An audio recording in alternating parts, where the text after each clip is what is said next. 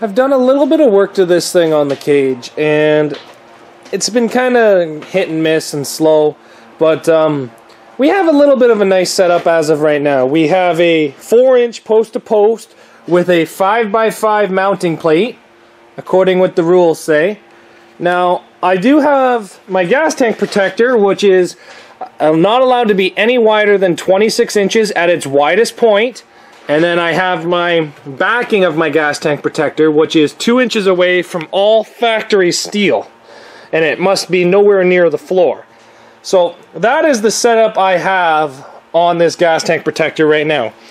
This gas tank box, as of right now, I just have it sitting there. I'm not sure if it's going to stay up there or not. The reason for that is I don't really know if it's in the rules.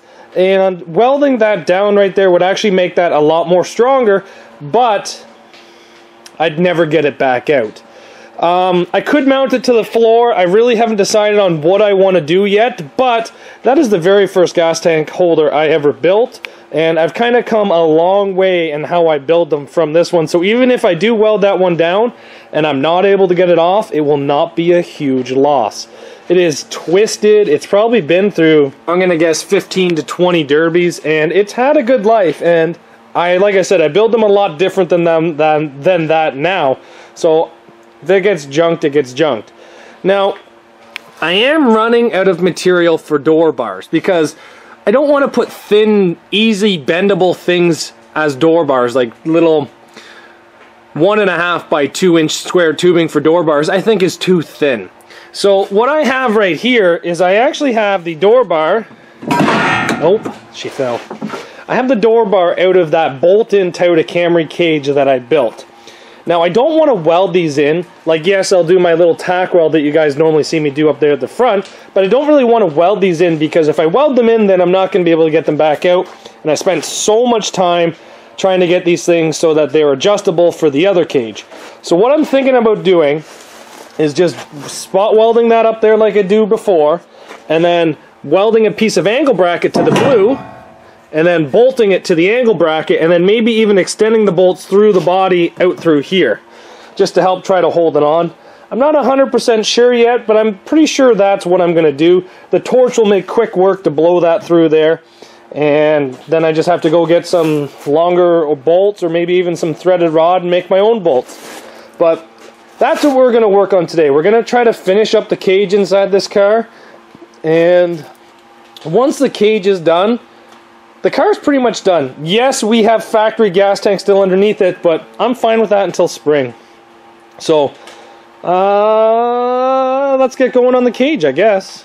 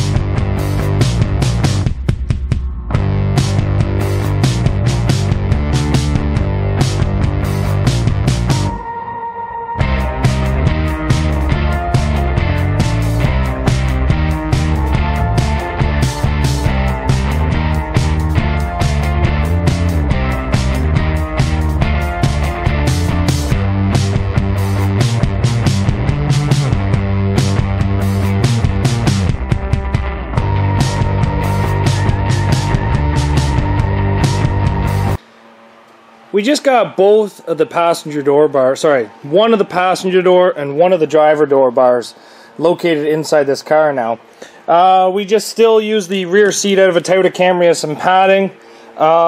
Still the standard practice. I have the L bracket go inside the door, and then I just welded another L bracket and then bolted it in.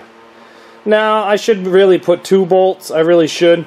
That piece of steel is just sitting there. It's not a down bar.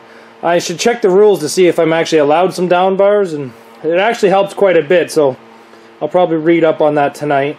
What we're going to do now is we're just going to drill some holes and run some seatbelt, I guess, through these doors. So that's all that's really left to do back here is to seatbelt the doors shut. Let's get going.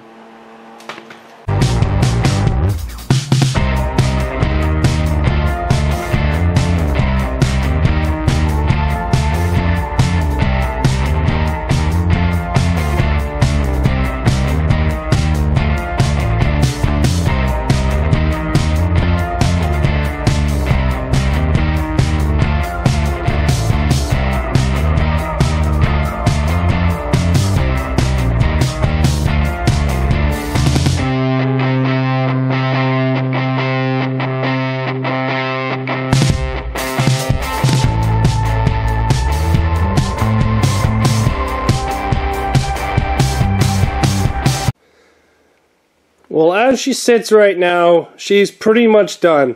There's little things that I have left to do to it, but now that the driver door is tied shut and the passenger door is tied shut, this thing's just about ready for the demolition derby. We did mount the gas tank on the inside just by welding down some L brackets.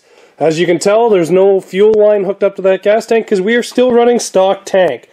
But as the spring comes, we'll take out that stock tank, take out the airbag, do all the finishing little touches to this car, and get it ready for the demolition derby. So, as of right now, Project Infected is done. So thanks for watching, guys, and we'll see you back here tomorrow.